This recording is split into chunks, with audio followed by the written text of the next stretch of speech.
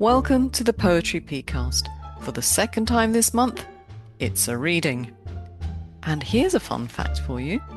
It's also the second podcast this month that's taken a little bit of inspiration from oysters.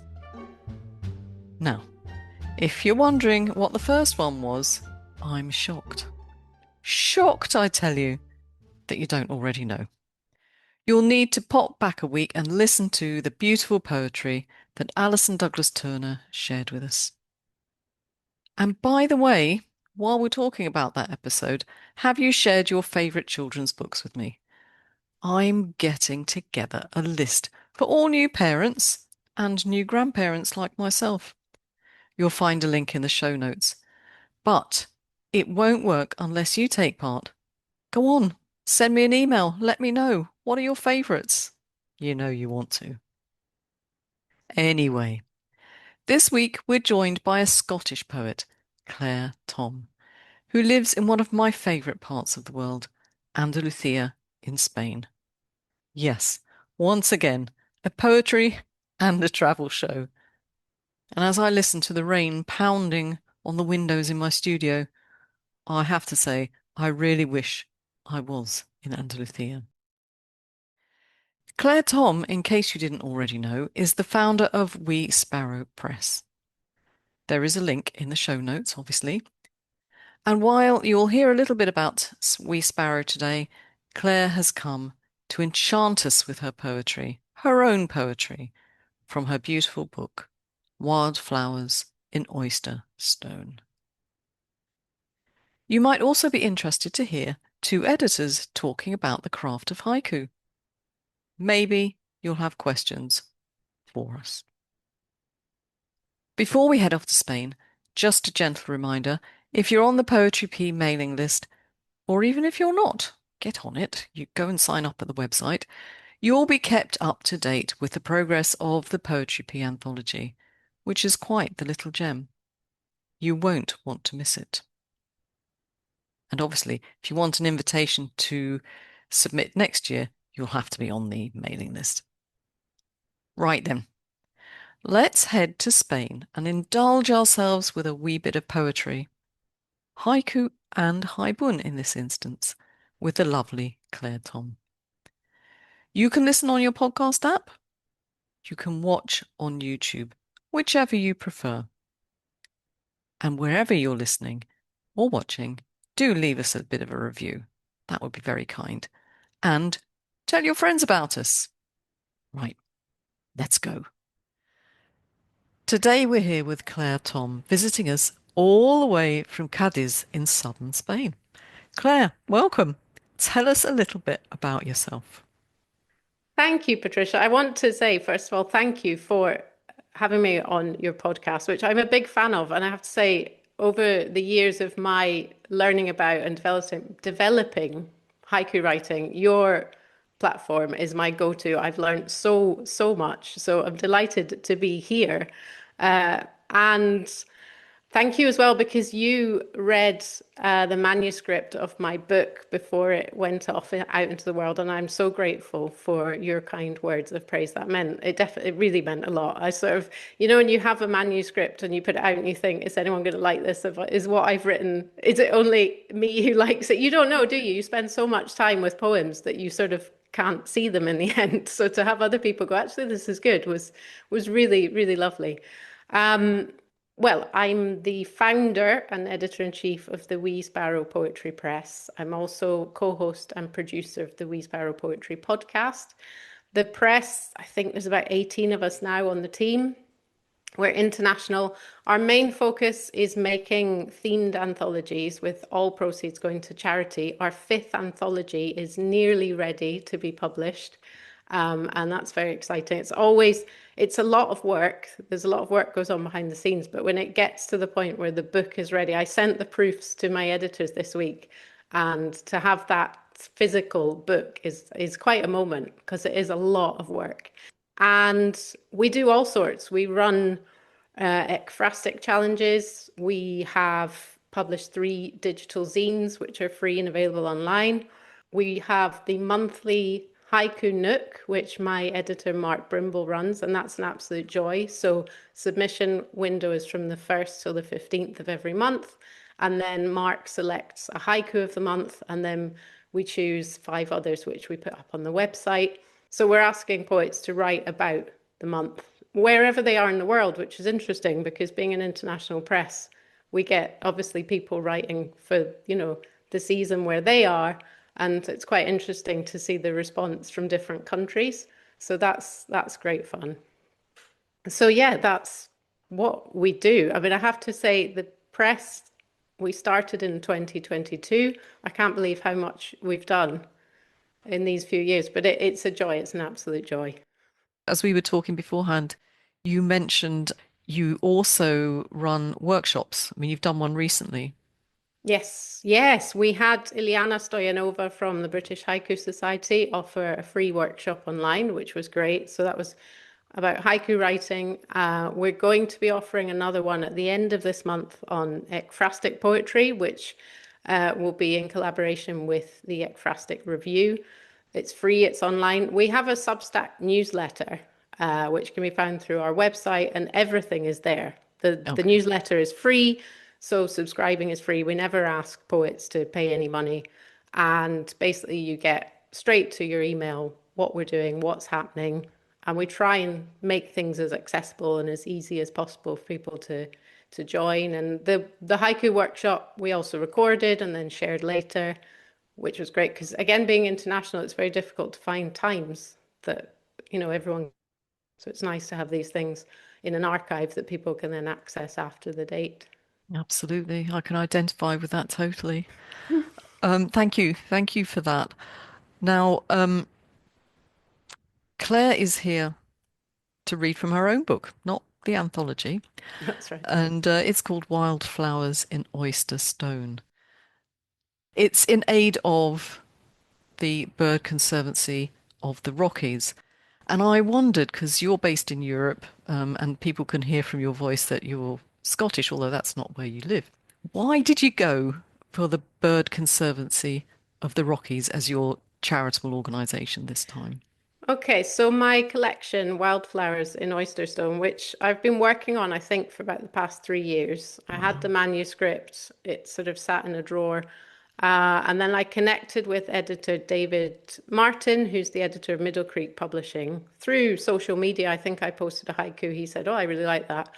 I enjoyed." He said, "I like to see haiku that written in that style." He himself has published his own collection, and we sort of connected that way. And then I thought, oh, hang on, he's an editor of a press. Oh, this is interesting. I've got this manuscript. So I just said, like, are you accepting submissions? He said, sure, send it over. I can't guarantee anything, but I'll have a look. So I did, and within a couple of weeks, he said, yes, I think we can publish it. Luckily, I mean, my manuscript was basically ready. So the skills that I've acquired through the press, I basically had a ready to go book. Mhm. I'd done Yeah. most, he helped, Ilyana Stoyanova had helped, with some of the ordering of the poems. Yeah. So David he did the cover design for me and then kind of tidied up slightly the manuscript, but it was pretty much good to go. So we got it out quite quickly. And in the publishing agreement, so he's in the US, I'm in Spain. It's very complicated Mm. sending books between countries. In fact, currently you can't send books to the United States because they're considered merchandise. So they're actually, because of the tariffs, they're not even allowed Yes. in. You can only send letters. So anyway, we agreed. I said, look, at the press, we donate to charity. It's something that is close to my heart. I think it's important. Is that something we can do? Basically, so he handles the royalties that come in, and written into my publishing agreement is that he will then donate what would be my royalties to the Bird Conservancy of the Rockies, which is in Colorado, where he's based with his Ah. press. Okay, so the connection was with the location of the press. Yeah. But you've done things. I mean, obviously you're called Wee Sparrow Press, so that's sort of obvious that you might go for birds. But you have supported other bird charities in the past, Yeah, haven't you? yeah. So in through the press, as well as the anthologies, we have a series of notebooks. Hmm. And on the front cover, we've got artwork by my dad, Colin, who's a retired architect, Scottish artist. He's our sort of resident artist. He does all Hmm. the illustrations, the artwork at the Wee Sparrow. And he did a series of watercolors, which are on the front covers. So the proceeds from the notebooks go to the Andalusia Bird Society, of which I'm a member here. And they do a similar organization. It's conservation. They're also working with sort of local government on, various different nature projects. And in fact, with the Bird Conservancy of the Rockies, a lot of their funding has recently been cut due to the current administration, which I think is happening to a lot of NGOs. Basically, the funding they were getting before is just gone. So they're Yeah. even more reliant on volunteers and donations. Oh, Yeah. there you go. Thank you Yeah. for that explanation. We will come on to the postal issue a little bit later, Mm, but let's continue with the book for the time being. okay. One thing I should mention that is missing from the book uh, are your father's little drawings, which are often in the anthologies, aren't they? Yeah, I did consider adding illustrations, but then I thought because we at the press we published a haiku anthology. I think Catherine was a guest on your She podcast. was We indeed. published Mhm. a gorgeous collection on the theme of home. We donated to a charity which supports the homeless in the That's UK. right. And in that we did combine, we added my dad's illustrations. For this collection, I thought about it, but I also thought that what I was trying to do with my writing was capture a scene or Hmm. moment. And I thought I can add the illustrations, but then do I need to? No, I kind of was, I wanted the words to sit alone and for the reader to just read them and then go, yeah, I can see it, yeah. you I know? think Like, that was a good I made that decision. decision, yeah. Yeah, yeah. I mean, I love your father's work. Don't get me wrong, but that explanation makes total sense. Absolutely. So, Claire, for the literal amongst us, what is Oyster Stone? Okay, so Oyster Stone, it's very particular to Cadiz. So Cadiz is a small city in Andalusia in the Mm, south of Spain. It's on the west coast. I mean, it's more sort of North Africa really than Europe sometimes, in terms of climate, flora yeah. and fauna. Um, and I live in the capital city of Cadiz, very small city. I'm lucky to live by the beach. And so Oyster Stone is a particular stone used here for building. It's a combination, it's sedimentary rock formed by remnants of seashells and rocks eroded by seawater. And particularly in the old town of Cadiz, you can see it in the buildings. And if you go really up close, you can see full shells within the brickwork. And I think it's used mostly because of the humid climate. It's very porous. Yeah. So obviously a lot of old buildings have, damp problems, but it's sort of breathable brick that can be used in building. And it's so particular to here. Yeah. I mean, I've been there. I would recommend, well, definitely would recommend a visit. Is that the city now, Claire, with the camera? Is it the camera obscura? Yes, yeah. That's, that is just brilliant. Yeah, yeah. Absolutely brilliant. Yes, it's up in one of the towers. And Mm, Cadiz actually has many old towers because I mean, as a port city, yeah. obviously, at one time it was a very, very important port in Spain. And so these were the lookout points, Yeah. over the sea and over the city. Yeah. I mean, it's also got that very old fortress Hmm. Yep, on the walls, which that's right. is very interesting to go and have a look around. So Yeah. yeah, wonderful city. Back to the book. Where does the title come from? I think I've got an idea, but tell me, where does it come from?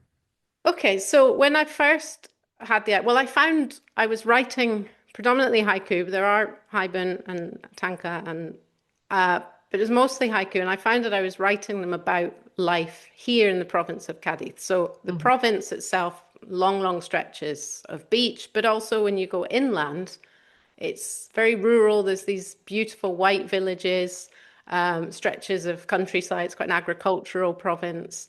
And I love that contrast because I think a lot of people think of Spain traditionally as a tourist resort. You go to the beach, it's sunny, that's it. Which, I mean, Spain, it's a massive country and very different, different parts of the country. And so I wanted to combine because I think in the collection there's a combination of poetry written, inspired by the countryside and rural life, and then also by coastal life. So Oyster Stone, I think, suggests Cadiz itself, and then obviously the beach flowers takes us up into that countryside. And rather than just flowers, I thought wildflowers because that's adding to that idea of, these kind of stretches of untouched land. And it's wonderful. I mean, not in the summer because it's incredibly hot, but now in autumn and winter, quite often at the weekend we'll go off walking. Or go for a weekend away in one of the villages, and you can kind of get the fireplace lit up, and that very lovely kind of cozy village life where actually you still find people sort of leaving front doors open, and walking around it, which you see it less and less, but you still do see it, which I find quite comforting. Yeah.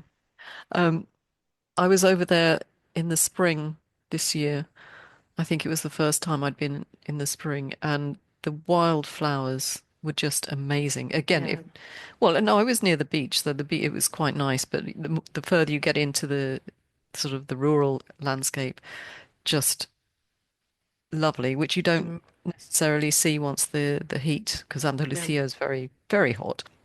Come the summer, come late spring, summer, you don't really see that. It becomes, well, less attractive, shall we say, in terms Yeah. of landscape. But the wildflowers were absolutely wonderful this year, I Yeah. have to say.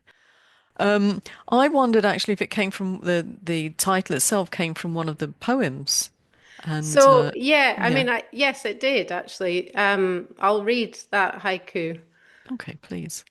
Deep cracks in old oyster stone, wildflowers. Deep cracks in old oyster stone, wildflowers.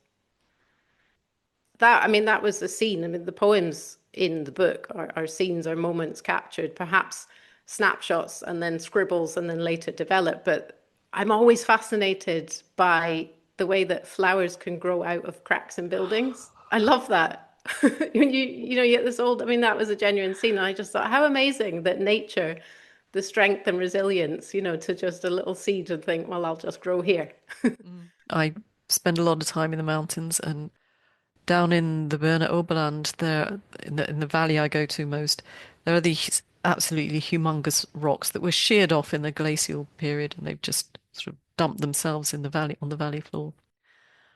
And sometimes out of these massive rocks, you'll see a tree growing, and you think, how on God's earth did you Yeah, manage? Did that seed manage to take and to grow? It's just amazing. yeah. So yeah, I love that vision of yours on that. And Claire, the jury's out on titles. I've spoken to other authors on the podcast. Sean O'Connor comes to mind when we were talking about haibun titles, and he said, "Don't fret over them. You know, Mm. it's not the end of the world if they're not mega fantastic." But where are you? What do you think? Yeah, it's tricky, isn't it? Because I think sometimes, from my own experience of writing my own poetry, sometimes a title will just pop into my head and the poem will develop from that. Or Mm, there'll be a poem and then I will just sit for ages going, what am I going to call this? I'm quite a fan in my own poetry, actually. I think of using the first line as the title, getting the reader straight in. I mean, maybe it's a bit of a cop out, but I think I certainly deliberated about the title of this book. It was untitled, or it had various titles for mhm. quite a while. Going back to Mark, my editor, Yeah. who I really appreciate because he's very, very honest. And I did have one title, and I was telling him, I'm putting this collection down. I told him, and he just said, "That's terrible." Do you know what it was? It was Surf and Turf. And he said, "It sounds like a Oh, restaurant from the 80s." I said, "Mark, it's awful." He said, "But I said, it's all I've come up with." He said, "You need to think about that." yeah. He just said, "I see what you're saying, but no." No, no. And he was thank goodness for Yes, Mark because yeah. yes, No, I was sort of, what I was trying to say is this is what I want. It's sea and it's countryside, but I yeah. can't. And then I think when I looked through ordering the poems and I saw that, I thought, yes, and I took it from that poem. And when you do land on a title, you have an aha moment where you go, okay, that's it. Hmm. That's what I was looking for. That says what I want to say. No, I'm so pleased for you. I think I need a Mark in my life. I'm really rubbish at titles. When you did come upon it, when it's hit you, you felt that it said that it gave the surf and turf, the countryside and the beach feel Hmm. to it. Yeah. Yeah. Yeah, and also I think particularly if we go back to the Oyster Stone, I think Hmm. I love the way that it sounds. I sent my book to be reviewed recently, and someone said, Oyster Stone, gosh, you don't see a lot of Oyster Stone. I thought, you really don't. And she said, how wonderful to find it. I thought, well, because I thought as well, if I'm kind of talking about where I live, and that is something Mm, so particular to here, I thought, how can it not be in the title? It instantly locates the poems. it does. You're quite right. So, Claire, that's really enough from me. I want to hear your book, as does everybody else, I think. But before we go to your book, I just want to read something that Robert Kingston, who is one of my own haiku mentors, said in his review. And he said, Claire's collection includes wonderful images throughout, interlacing three forms of poetry: haiku, tanka, and haibun. Cadiz sounds like a wonderful city, nestled amongst beautiful scenery. I hope to visit one day and to sample some of these scenes captured in Claire's book. And I'd say to Rob, I think I've already said, it's a wonderful place. Cadiz is a much undervalued city, I think, in terms of tourism, which is sort of nice. You're not overwhelmed by tourists, and it's a beautiful little city and very easy to walk around. So, Rob, get your skates on, head off. Claire, would you read some pieces to us, please? Beginning, I believe, with a haibun. This one's called Mount of Tariq. We queue politely in the car for the best part of an hour, finally arriving at the border crossing. Winding down the window, I smile at the police officer who pauses before choosing a language. Hello, passports, please. I reply in my best Andalusian. Buenos días, aquí tiene. I launch forth explaining that although I'm British, I live in Cadiz and hand him my residence card, reminding him that my post-Brexit passport does not require a stamp. He smiles. Why did the UK vote for this? Why indeed, comes my mother's irritated voice from the back seat. He stamps my parents' passports, winks and hands me back our documents. Que pasen buen día en Gibraltar. We head to the centre and park in a multi-storey by the high street. We suddenly feel like we've been transported back in time to the set of a soap opera in the 90s. A Bobby on the Beat and red telephone box complete the scene, as do overpriced bad coffees and buns in one of the cafes. Locals chat in a peculiar mix of lyrical Southern Spanish and estuary English. After popping into Marks and Spencer, we go back to the car and set off to explore. Narrow roads wind up, and a stunning view across to the Atlas Mountains is revealed. We sit for a while in the warm sunshine. Sharing sandwiches on the rock, Barbary apes.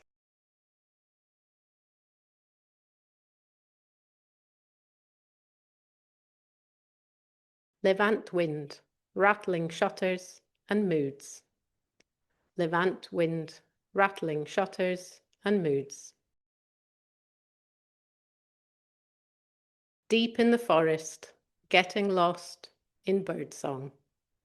Deep in the forest, getting lost in birdsong. Swifts, darting about the cat's eyes. Swifts, darting about the cat's eyes. Village life at a snail's pace. Village life at a snail's pace. Olive harvest. A farmer rests in the shade of his straw hat. Olive harvest. A farmer rests in the shade of his straw hat. Carnival. So many masks we wear. Carnival. So many masks we wear. I'm just going to come back in here and I've got questions to ask of Claire. But before we go on, it didn't occur to me actually at the beginning to say anything about the Mount of Tariq, and probably because, I've been around that area And I obviously know that you were crossing the border into Gibraltar, but it doesn't say, I was just checking while you were reading it, I don't think it says that you were heading off to Gibraltar. But that is a really fun thing to do if you're Well, down that yeah, way. it is. Gibraltar is a very peculiar place. So Mount of Tariq through just a basic Google search, because I wanted to combine sort of North Africa, Europe, and then the Rock of Gibraltar, the Rock of Gibraltar. So this is the English translation from the Arabic of the original name of the rock, Uh-huh. which then we've anglicized to Gibraltar, which actually I think is an Arabic word. There are many words in Spanish actually which come straight from Arabic, Yeah. particularly words that have the AL. Um, and so Mount of Tariq, I thought that's instantly we're starting, the Straits of Gibraltar, where you can see over to Morocco, the outline of the Atlas Mountains, but you're in this British owned, peculiar part of the world, and then the border straight into Europe. It Mhm. fascinates me. I've actually only been twice. The the haibun here was last year when we went with my parents. They were visiting, and we thought, let's have a day out. We'd been before years and years ago. Mhm. In fact, the first time we went is because my dad is an architect, worked for a time as a civil servant, and he actually designed military residence in Gibraltar. But from living in the UK, he'd never been to see the physical buildings. So Oh, that was okay. why we went that time, about 20 years ago. Anyway, Hmm. we went back for a day out, and it's just so peculiar. It's strange. It's like a TV set. There's Hmm. Spanish, there's English being spoken, but you're under the Spanish sunshine. You can see Africa. I Hmm. always think it must be funny for the birds going overhead because, I mean, there's really important migratory routes here for many, many birds going down through Europe to North Africa for the winter and then coming back. And you just sort of imagine them looking, going, all these peculiar man-made borders, and they're just flying back and forth. Hmm. So, yeah, Yeah. I thought by choosing that time, I didn't know. I mean, I sort of did a Google search. I thought, what does Gibraltar mean? That can't, that must Hmm. come. And obviously, yeah, it comes from the Moors who, of Yes. course, lived in Spain. That's a really fascinating part of visiting Spain, seeing Mm, the Moorish influence in so yeah, many places, yeah. particularly down in Andalusia. Gibraltar is a peculiar place. It's got all the things you would expect of a British high street, I guess. Yeah. And now I'm a bit of a postbox nerd, Okay. Claire. It's got the full, I don't know if it's got a Charles yet, but it has got the full collection of postboxes. Not Ah, all of them okay. originals. Okay. If you can't find one, you'll find it in Gibraltar because it's got everything. Just as an aside. Now, back to the book Mm, because it's really fascinating for me to talk to another editor on this and talk about the way you form your poetry because obviously you read a lot of poetry that other people send to you and we all have our opinions when people send us their poems and you wonder, oh, I wonder why they've put it this way or that way. And I had a question about two of your poems which you're going to read. So I think you'll probably answer them in the reading of them. But do you think you could read the next two poems and then I can come back and ask you the questions? sure. Okay. Morning meditation. On the beach, a flock of seagulls. Morning meditation. On the beach, a flock of seagulls. Monk parakeets, building their nest in a palm tree. A young couple argue on the bench below. Monk parakeets, building their nest in a palm tree. A young couple argue on the bench below. You've certainly answered my question on the second one, but I'll ask you about that in a minute. Mm, The first one, though, morning meditation on the beach, a flock of seagulls. Now you've gone against tradition on that one and you've done long, short, long. And I wondered why you made that decision, or was it a conscious decision, or did you just tell me about it? Why the long, short, long? Yeah, no, this I'm glad you asked because I think it is always interesting to reflect on our own writing. And like you say, because I judge other people's writing, and then you think, well, I should, exercise that same judgment on myself. Um, I think it's one I did write a couple of years ago, so it's nice to revisit it and think about it. I suppose what I like in haiku is a surprise or a twist, or maybe meeting things I wasn't expecting from line to line. And so opening with morning meditation, I mean, that could be anywhere. You could be at home, you could be, you could be anywhere. Hmm. And then on the beach, okay, so we're meditating on the beach, the reader's sort of getting into the scene and then finding the flock of seagulls. Here, I mean, I write a lot when I'm walking. I'll see Mm. things and then I'll note things down. So in the morning, there are often seagulls and they do meet together on the beach. They face, um, towards where the sun's risen. Yeah. I mean, I guess they're just sitting, sort of warming up, getting ready for the day. And I just thought, I'm meditating as I walk. I'm taking the scene. Are they meditating too? I like to imagine that they met as a sort of meditating group. You see people doing yoga on the beach or whatever. I just sort of thought, I'm meditating on the scene, but then, perhaps they're just sort of together. And yeah, but then when ask that question, and I think, could it be turned round? Would that change, how we find that haiku? Mm. And yes, so talking about, long, short, long, now this is much debated in the haiku world, the Of counting of course. syllables, the length of lines. I don't count syllables now. I mean, I obviously, if you have a line, you think, gosh, that's far too long, Mm. then you're going to revise it. But I don't, as a rule, count the syllables. I go more with the words and how they're connected. And as I said, can I sort of make a twist or a Mhm. surprise or even, like word play, double meaning of the word. So from line to line, the word can alter its meaning and change the Mm. aspect of the poem. So yeah, that you're right that I suppose here it wouldn't be considered sort of traditionally following the rules, but it's how I found the Mhm. scene, I suppose. Mhm.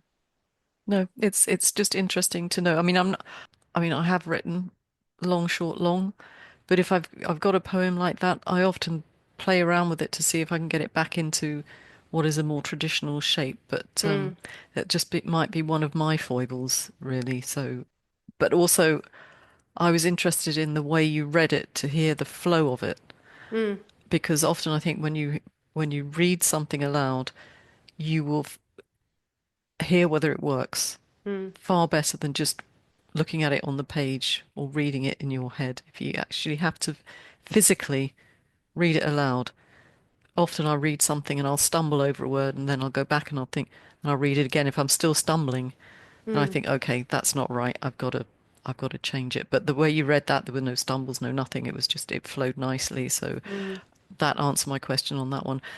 And the second one, monk parakeets.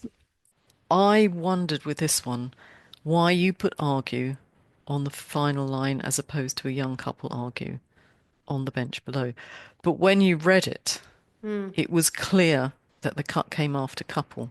So that answered my question.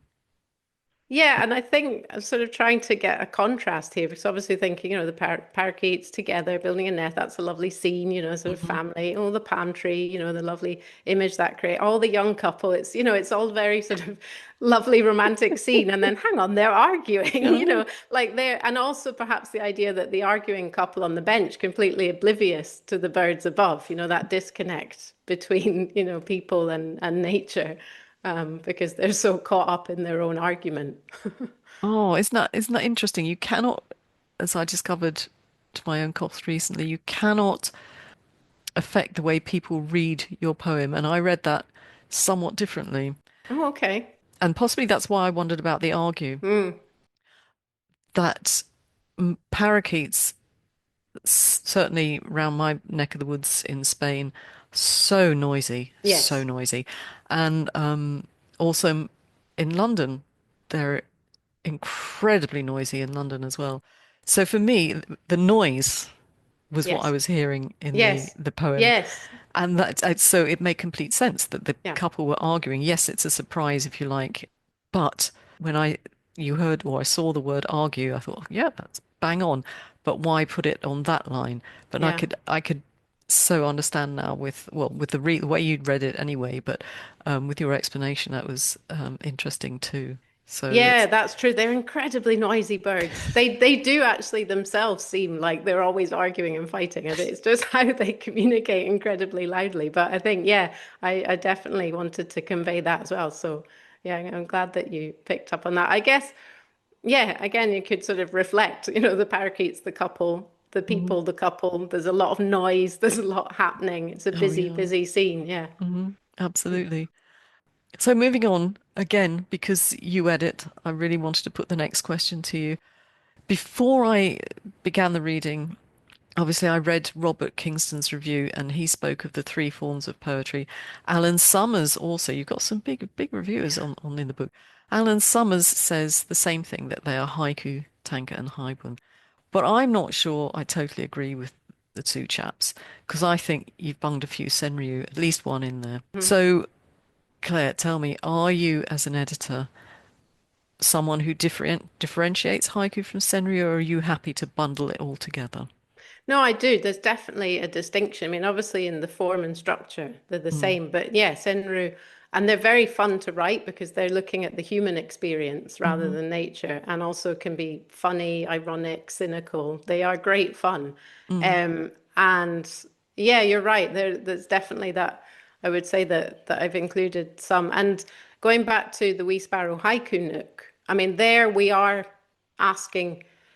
Well, we ask for seasonal yeah, in terms of asking poets to write in the month, in which they find themselves. But I would say that Mark and I, when we sort of look at the selection, we definitely distinguish between Senru and Haiku. hmm And I mean, we would accept Senru because it can be, a human sort of experience within that month. I mean, I think we had someone writing about perimenopause, and I thought that, that if we think of those sorts of seasons, or somebody sort hmm of talking about hair thinning, as leaves thin. So yeah, I you're right, sometimes they can be sort of joined together, but I think they are two distinct forms and often really quite enjoyable. I mean, you read a good Senru, they are often quite enjoyable to read. Oh yeah. I'm doing a lot about that at the moment on the podcast. Most people think of them as sort of funny little pieces, but they're not necessarily. I mean, the one you read out, Carnival, so many masks Mm, we wear. I mean, yeah, yes, it's got the season in it because, Carnival yeah, season, I guess. yeah, But at the same time, to me, it spoke of humanity yes, rather than yes. the season, if you know what I Yeah, mean. no, you're right. And yeah, I mean, obviously looking at, the human experience and the darkness of that. Mm, Yeah, I think yeah, Senru definitely, rather than haiku, is the form that we would choose. And yeah, the carnival, I mean, it's what I did think of because this idea of being disguised in the many different ways, yeah, that we can wear masks. Yeah, for sure. absolutely. Absolutely. Claire, I very much enjoyed the reading. Thank you very much. One thing we haven't covered is how folks can purchase your book. I mean, we've spoken a little bit about the posting difficulties, given that you've published in the States. But tell us, because it is actually easier than we perhaps gave people the impression. Tell us, how do people get hold of the book? So yes, it's published by Middle Creek Publishing and Audio. So it's up on their website. I mean, Mm, they have, my editor David has put it up on Amazon, which is global. I think it's in most countries. The reason being that for presses, it's expensive to print and distribute books. It's often difficult because of logistics of where we can send books to. I've even had experience of post literally just getting lost and never oh yeah, arriving. So it's on Amazon globally, basically a simple Amazon search, yeah, Wildflowers and Oyster Stone. You can find it. I mean, if people are in the US, it can be ordered directly from Middle Creek Publishing. Uh, I'm happy to send copies as well. I think the easiest way to contact me would be through the press. So our yeah, website, weesparrowpoetrypress.com, has the press's email. That's probably the best email address to use. And I'm happy to post. I've posted all over the world. I mean, I've sent to New Zealand, Nepal, Canada, South America. I'm very well known in my local post office. It's the lady sending books again. Mm. But there's something actually really enjoyable about, packaging up a book and sending it off into the world. So yes, we use Amazon because it's, economical and it's the easiest way, but I'm happy to send out copies as well. Okay. I'll put the various links in the show notes so people can click on that and get to you that way. So don't worry about that. If you're wondering, oh, I haven't got my notebook out, how do I go about it? Don't worry, just go to the website and you can go from there. So, Claire, you said that Wee Sparrow Press are putting together or just about to launch the next anthology. Hmm. Who are you supporting? What charity are you supporting for that one? So we're going to be, because earlier this year I put out a call for guest editors, and I got various submissions of themes. I chose Marcel and Bronwyn's themes. So they've actually been working together and they've each chosen a charity. So we're going to be donating, they're both UK based. So Starlight, which supports sort of the overlooked, the pigeons, the rodents, these, kind of animals that Oh, perhaps, yeah. And Marcel, who's based in Wales, we're going to be donating to a tree project that they have that's under the umbrella of Keep Wales Tidy. So they're okay. quite local organizations, and the royalties will be split 50-50 between those two organizations. Oh, that's The brilliant. gorgeous collection. It's the themes. We were sort of looking at urban beauty, again, the overlooked animals, the pigeons, the Yeah, rats, the slugs. But in the end, it's quite a wonderful variety of poetry. And my dad's illustrations are good. inside. Bronwyn's done the front cover artwork. Yeah, Mhm. it's gorgeous. Brilliant. So hopefully somebody will come on and talk to us about that when Mm. it's out. And what about you personally? 3 years you worked on this book, Wildflowers in Oyster Stone. What are you doing now? Anything personal? I mean, I'm always writing. I have various notebooks, some for long poems. I have a notebook specifically for sort of haiku, senru, tanka, haibun, Mhm. and I'm always adding to that. And then I submit, I've got sort of a few places that I like submitting to. I submit longer poems as well. I haven't got plans for a collection, but Mhm. I have a vague idea of translating Wildflowers into Spanish Oh, to sort of share it with friends here, because it's tricky when I mean, I speak fluent Spanish. That was my degree. hmm. So I would be able to do it. And then it would be nice to share here and also to have sort of more in-person events. But at the moment, friends Yeah. here who don't speak English sort of, oh, congratulations on your book, but we can't really read it and Thanks. enjoy it because it's written in English. So that's something that I've kind of got at the back of my mind Oh, nice. to work Okay. on, which I think would be interesting. And perhaps I'm setting myself up for quite a difficult task because translation in itself Oh, is tricky. But I'm thinking, really, am I going to translate haiku? Because that's going to take perhaps some rejigging in some of the poems. But I think it could be fun. I mean, you're translating your own work, so at least you know the message, the Mm, feel, the sort of nuance yeah. that you want to get across.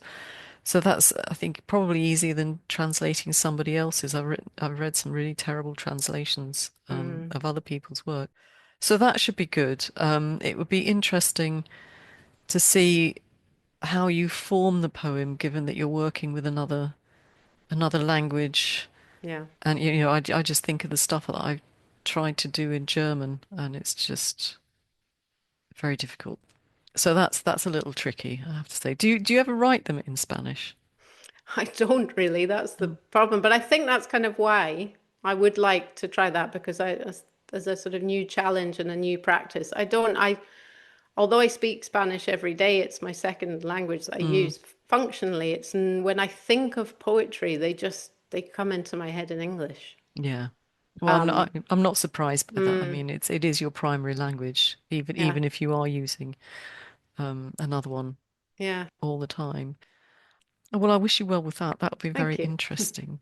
And I thank you so much for coming along and reading to us today, telling us where we can get hold of the book. Don't forget, you will find all the details in the show notes.